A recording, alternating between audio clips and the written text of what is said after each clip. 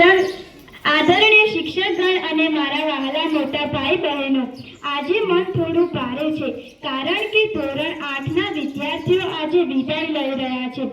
આજે તે શાળાનો ઉંબરો ઓળંગીને નવી સફરે જઈ રહ્યા છે.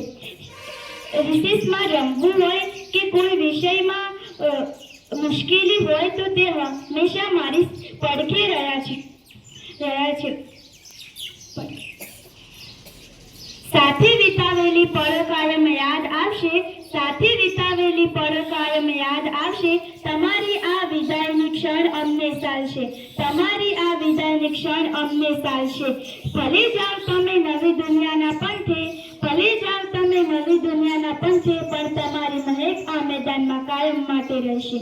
પણ તમારી મહેક આ મેદાનમાં કાયમ માટે રહેશે. તમે હાઈસ્કૂલમાં જઈને પ્રગતિ કરો અને મારી શાળાનું નામ રોશન કરો, એવી ઈશ્વરને પ્રાર્થના. અસ્તુ.